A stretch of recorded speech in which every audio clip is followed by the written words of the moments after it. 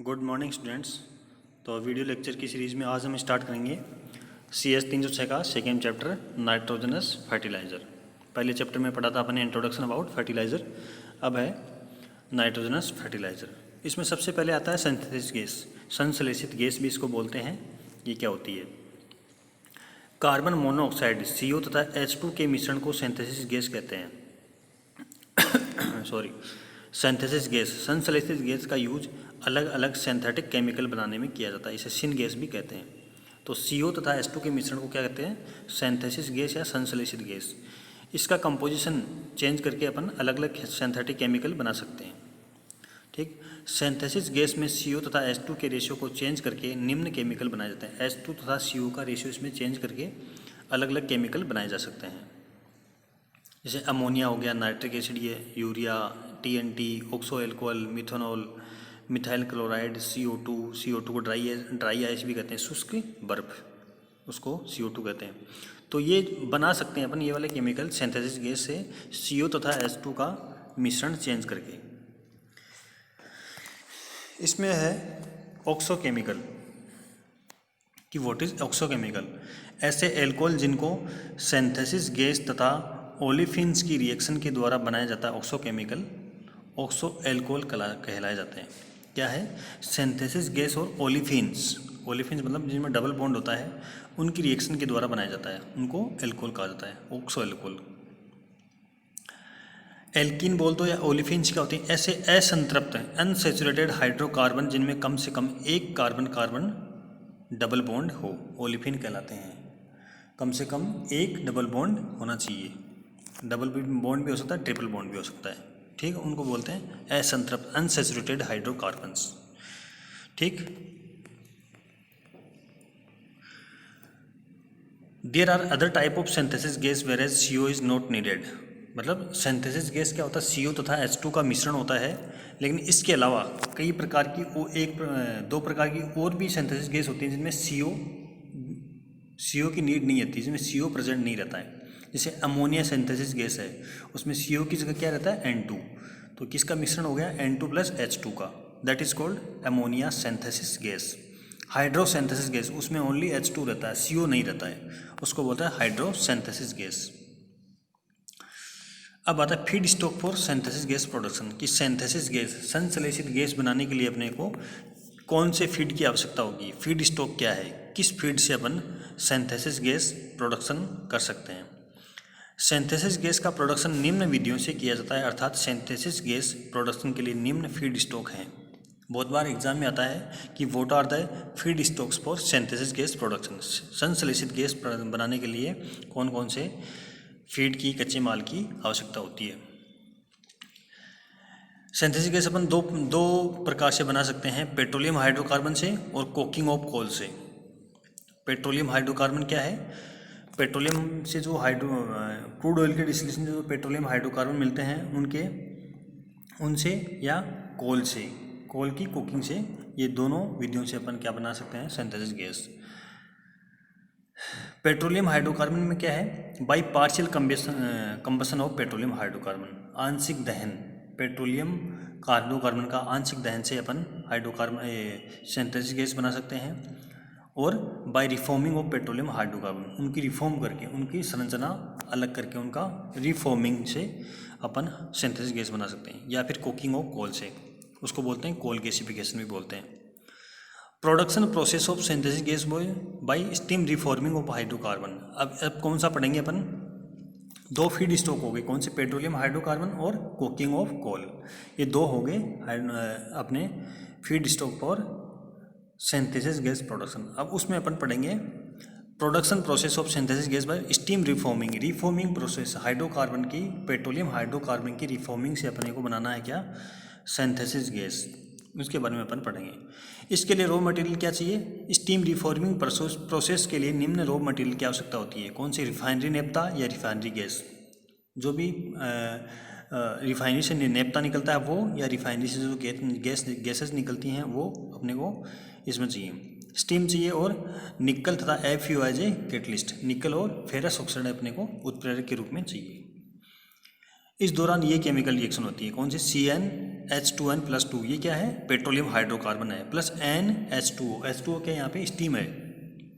इन दोनों की रिएक्शन से निकल की प्रेजेंट में, निकल बोल दो या FeO, दोनों में से कोई भी कैटलिस्ट ले सकते हैं, इनमें से ये रिएक्शन होगी तो अपने को, ये रिएक्शन है एंडोथर्मिक, मतलब अपने को हीट की आवश्यकता होगी, हीट अपने को देनी पड़ेगी। वहाँ से निकलेगा CO तथा H2 का अलग अलग उसमें मिश्रण निकलेगा। ये रिएक्शन होगी।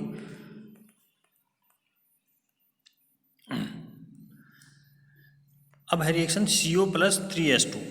अब जो सिंथेसिस गैस जो बन गई थी वहाँ पे, अपन इससे क्या बना सकते हैं, ये रिवर्सिबल रिएक्शन है, तो इससे CH4 बनेगा। CH4 क्या है, यहाँ पे क्या है, CH4 बन गया, प्लस H2O, H2 क्या, स्टीम निकल गई। ये रिएक्शन है एंडोथर्मिक, इसके लिए अपने को हीट रिमूव करनी पड़ेगी। फिर आ गया CO और H2O। तो CO बन गई है, वो H2O से रिएक्शन करेगी, FeO की प्रेजेंट में बनाएगी CO2+H2, ये है एक्सोथर्मिक रिएक्शन। तो थर्ड वाली रिएक्शन है CO, जब कार्बन मोनोऑक्साइड रिएक्शन करती है H2O से FeO की उपस्थिति में, that is called water gas shift reaction, भी इसे कहते हैं। सिंथेसिस गैस में H2 की मात्रा बढ़ाने के लिए वाटर गैस शिफ्ट रिएक्शन कराई जाती है। सिंथेसिस गैस में जब H2 की मात्रा बढ़ानी है, H2O की नहीं, H2 की, सिंथेसिस गैस है CO+H2 है। अब अपने को H2 की मात्रा बढ़ानी, तो कैसे करेंगे, या तो H2 ज़्यादा करो या CO कम करो। तो अपन क्या करते हैं, CO को कम कर देते हैं, तो H2 अपने आप, रेशियो H2 का अपने आप ही बढ़ गया।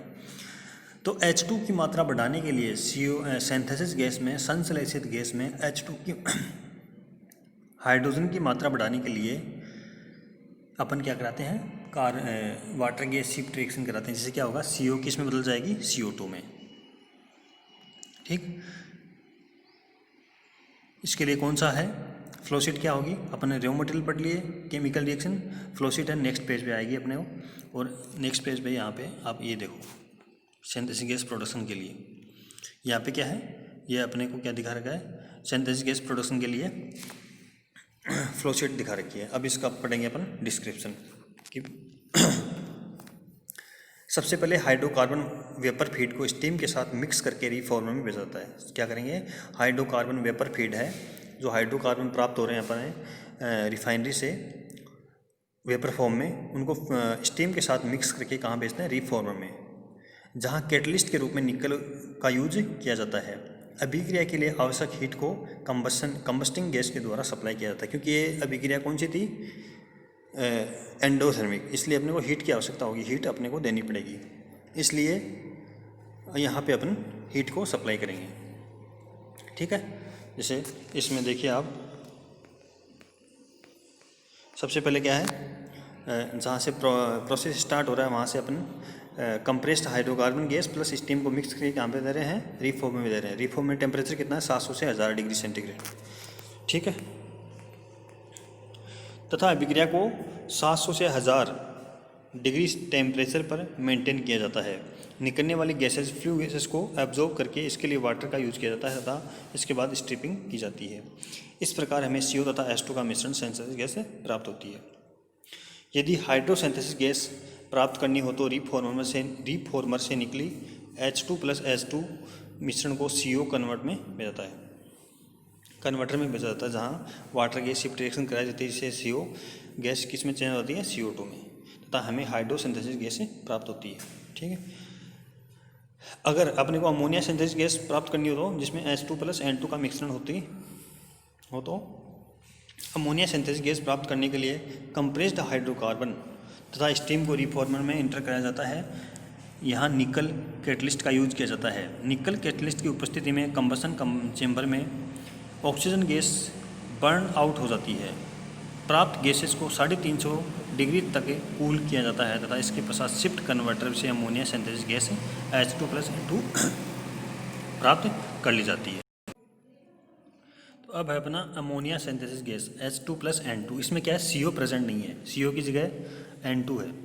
अमोनिया सिंथेसिस गैस प्राप्त करने के लिए कंप्रेस्ड हाइड्रोकार्बन तथा स्टीम को रीफॉर्मर में एंटर किया जाता है, जहाँ निकल कैटलिस्ट का यूज किया जाता है। निकल कैटलिस्ट की उपस्थिति में कंबसन चैम्बर में ऑक्सीजन गैस बर्न आउट हो जाती है तथा प्राप्त गैसेस को 350 डिग्री सेंटीग्रेड तक कूल किया जाता है तथा उसके पश्चात शिफ्ट कन्वर्टर से अमोनिया सिंथेसिस गैस H2+N2 प्राप्त कर ली जाती है। This is flow sheet for ammonia synthesis gas.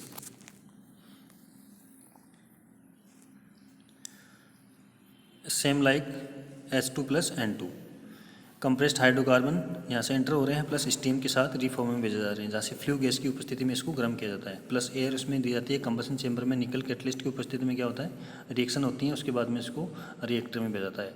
उसके बाद में CO शिफ्ट कन्वर्टर रिएक्शन होती है, वाटर गैस CO को शिफ्ट किया जाता है CO2 में।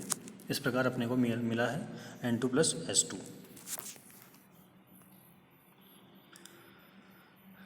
अब है manufacturing process of production of urea, ammonium nitrate and ammonium sulphate.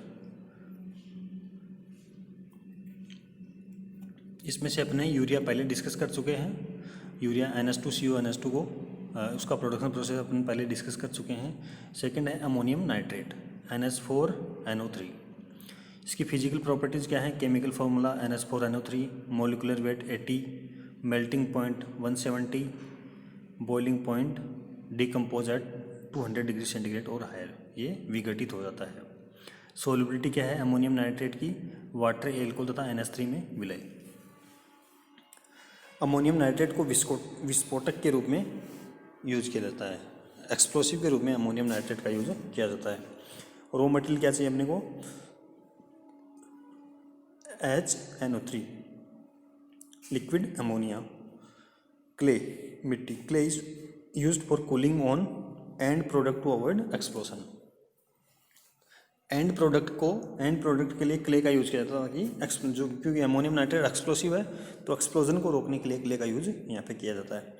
Chemical reaction कौन सी होती है, अमोनिया, लिक्विड अमोनिया HNO3 से रिएक्ट करके क्या बनाती है, NH4NO3। ये रिएक्शन होती है एक्जोथर्मिक, इससे हीट निकलती है। ये है अपना flow sheet of ammonium nitrate. इसका डिस्क्रिप्शन यहाँ देखो आप। सर्वप्रथम लिक्विड अमोनिया तथा लिक्विड HNO3 को लिक्विड फेज रिएक्टर में भेजा जाता है, जहाँ अमोनिया तथा नाइट्रिक एसिड रिएक्शन करके NH4NO3 बनाते हैं। चूँकि ये रिएक्शन उष्माक्षेपी एक्जोथर्मिक है, इसलिए इस रिएक्टर से स्टीम निकलती है, जिसको ठंडा करके पानी के रूप में बाहर निकाल लिया जाता है। लिक्विड फेज रिएक्टर से निकले NH4NO3 की सांद्रता 75% तथा तापमान 140 डिग्री सेंटीग्रेड होता है। इसको आगे वैक्यूम इवेपोरेटर में भेजा जाता है, जहाँ इसकी सांद्रता 95% तक हो जाती है। पहले 75% होती है उसकी, उसमें उसकी सांद्रता कितनी की जाती है, 95% कर दी जाती है। वैक्यूम इवेपोरेटर से निकले 95% NH4NO3 को प्रिलिंग टावर में भेजा जाता है। प्रिलिंग टावर कैसा होता है, जैसा अमोनिया में होता है, प्रिल्स बनाने के लिए, जहाँ कूलिंग एयर को नीचे से फ्लो कराया जाता है। इस प्रकार प्रिलिंग टावर से हमें NH4NO3 के प्रिल्स मिलते हैं, मतलब दानेदार उसका NH4NO3 मिलता है, जिनको आगे स्क्रीनिंग प्रोसेस से गुजारते हैं। स्क्रीनिंग प्रोसेस से क्या करेगा, जो मोटे जो ओवर साइज के दानेदार हैं उनको वापस रिसाइकिल कर देते हैं, और जो अंडर साइज है उसको एज ए प्रोडक्ट अपन प्राप्त कर लेते हैं। स्क्रीन से निकले ओवर साइज मटेरियल को स्टीम हीटेड ड्रायर की मदद से ड्राई करके कोटिंग ड्रम में भेजा जाता है, जहाँ पर इन प्रिल्स पर क्ले की कोटिंग की जाती है। जो प्रिल्स बन गए उस पर क्ले की एक परत चढ़ाई जाती है। इस प्रकार NH4NO3 के प्रिल्स प्राप्त होते हैं अपने को। इसमें मेजर इंजीनियरिंग प्रॉब्लम क्या है, कोरोजन, क्योंकि वाटर का यूज़ अपन स्टीम का यूज़ कर रहे हैं, तो इसलिए कोरोजन मेन प्रॉब्लम है। क्रिस्टलाइजेशन, क्रिस्टलीकरण, जो प्रिल्स बनते हैं ना वहाँ पे। सेफ्टी, क्योंकि NH4NO3 विस्फोटक है, इसलिए इसको बनाते वक्त सेफ्टी का विशेष ध्यान रखा, कहीं विस्फोट ना हो जाए। तो ये अपने मेजर इंजीनियरिंग प्रॉब्लम है। आगे अपना अमोनियम सल्फेट NH42SO3। इसकी केमिकल फार्मूला क्या है, NH4 molecular weight 132, melting point 512 degree centigrade. Solubility क्या है, highly soluble in water, water में हाईली सोल्यूबल होता है, क्योंकि जो फर्टिलाइज़र होते हैं वो सारे वाटर में सोल्यूबल होंगे, क्योंकि जब भी अपन ज़मीन में उनको डालेंगे तो पानी के साथ वो मिक्स होएंगे, तभी वो सॉइल में जाएंगे। तो जितने सारे फर्टिलाइज़र हैं, those are soluble in water.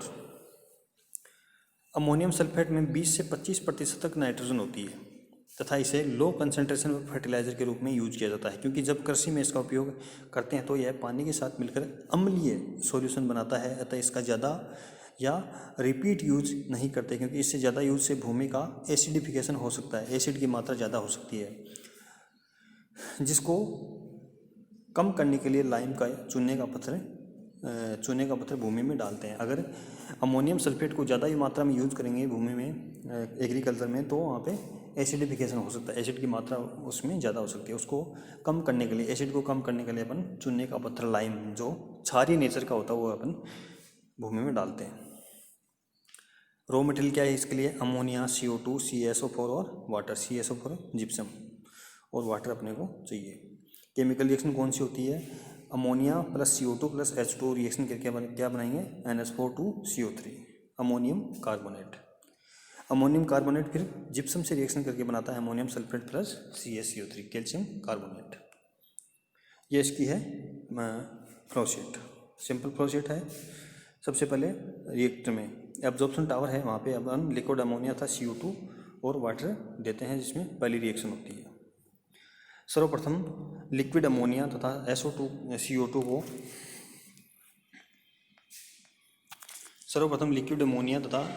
CO2 को एब्जॉर्प्शन टावर में भेजा जाता है, जहाँ NH3CO2 तथा वाटर की रिएक्शन से NH4 2CO3 अमोनियम कार्बोनेट बनता है।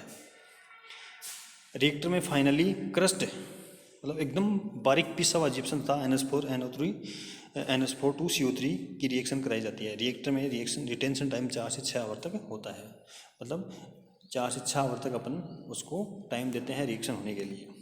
रिटेंशन टाइम बोल दो या रेजिडेंस टाइम।